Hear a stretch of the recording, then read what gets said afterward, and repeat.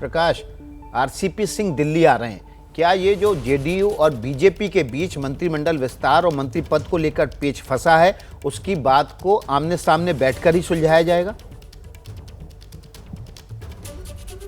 बिल्कुल, ये बात लगभग तय हो चुकी है कि कैसे जेडीयू अपने मंत्रिमंडल में, केंद्रीय मंत्रिमंडल में अपने सांसदों को शामिल कराएगा, कितने पद होंगे। क्योंकि एक बात तो साफ हो गई है कि केंद्रीय मंत्रिमंडल में एक पद पर जेडीयू कतई स्वीकार नहीं करेगा, एक मंत्री पद।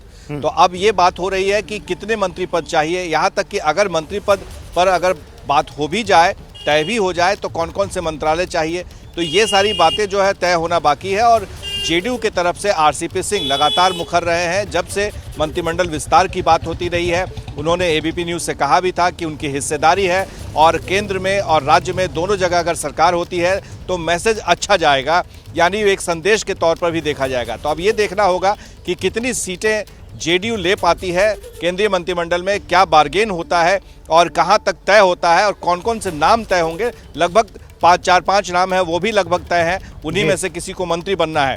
तो ऐसे में ये भी देखना होगा कि नीतीश कुमार की अंतिम मुहर कब लगती है। आज शाम में नीतीश कुमार दौरा करके आने वाले हैं। देखिए, आरसीपी सिंह का खुद नाम आ रहा है, ललन सिंह जो सांसद हैं, लोकसभा में नेता भी हैं, उनका नाम आ रहा है, रामनाथ तिवारी जो है कर्पूरी ठाकुर के जो बेटे हैं, उनका नाम आ रहा है, चंद्रवंशी का नाम आ रहा है, संतोष कुशवाहा का नाम आ रहा है।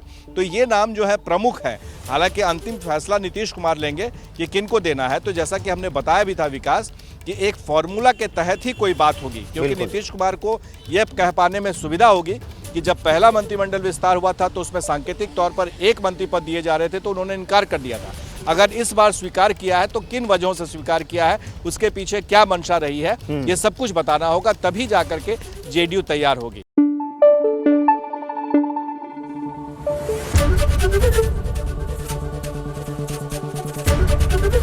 एबीपी न्यूज़ आपको रखे आगे।